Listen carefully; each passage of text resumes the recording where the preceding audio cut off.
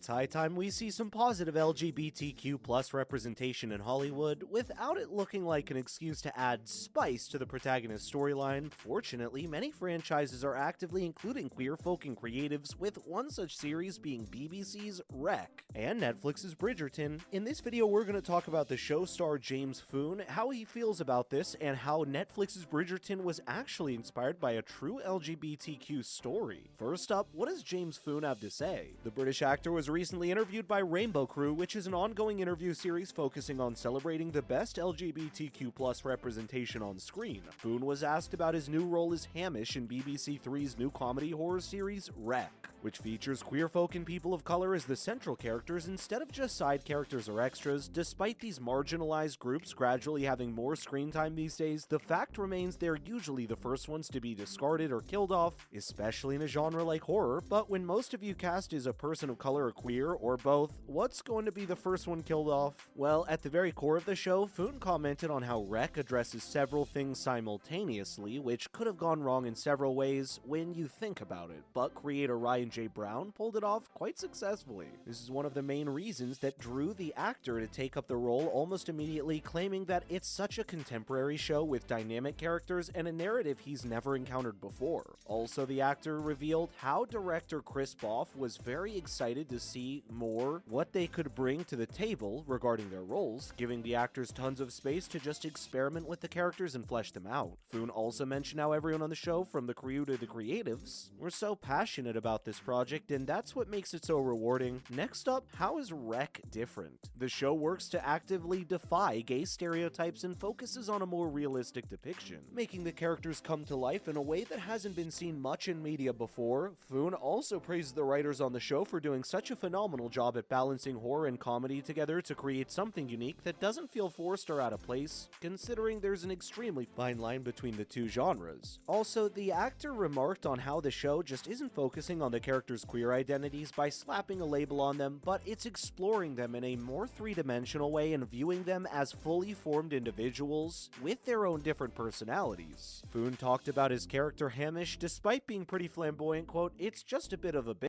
and then it's fun to see why he acts that way and figure out the dynamics between him and his friends." He further elaborated on how at first you might think Hamish is very much like the stereotypical rude gay character that's so often shown on television, but that's not the case with Rec, as the show tries to peek beyond the label to unravel the personal further. Adding to that, Phoon also talks about how the show has several queer characters on the show mingling with one another in one space, so they don't have to be just the villain, or in Phoon's words, just be the B word, and may just be themselves in this setting. It's honestly refreshing to see something like this in the media. Kudos to the team for getting it right. Moving on, what are Phoon's thoughts on queer representation on screen? The talented actor has been pretty vocal about his thoughts regarding LGBTQ+ representation in media, and is pretty comfortable playing queer roles as well. Phoon also thinks that things have gotten far better when it comes to representation in media these days, and that his favorite queer moments definitely come from the documentary Clapham Junction, which explores the lives of queer men living in London. He goes on to remark about how that movie completely blew his mind, and that at this time he had to watch it secretly, with no one knowing what he actually liked it. Phoon added how that experience is quite relatable for a lot of queer folk as well, because people are still terrified about what's going to happen when they reveal who they really are. Very well said indeed. The British actor further talks about the trans community's struggles, especially in the UK. Despite all the representation, trans people remain marginalized and had been attacking by other groups as well, often being used as a scapegoat of sorts. He relates this issue with the character Maya on Rec, who's specifically written to be trans, and she makes that pretty clear through the narrative. However, that's not her entire personality, but a part of who she is, especially considering that she's on the ship for her own reasons and isn't all about overcoming queer trauma. Phoon discusses the importance of having characters like these, with stories and experiences that the audience can relate to, no matter how small the experience may seem, because it's important to explore these stories. Up next was Bridgerton inspired by a true story. Netflix's hit period drama series Bridgerton has taken the world by storm ever since its release in 2020, as it follows the various stories of London's upperclassmen living in the Regency era. But did you know Bridgerton was actually inspired by none other than its creator, Chris Van Deusen's true life story? It honestly might not even appear that surprising when you consider the amount of diversity the show contains, from relationships to the actual cast and crew. Adding to that, Doosan recently talked about his own life and how those experiences impacted the show's narrative as well. He confesses he came out as gay right after his undergraduate and how that helped him discover his own identity. This journey to self-discovery has been seen in the show as well, as characters try to find who they really are and who they're really into.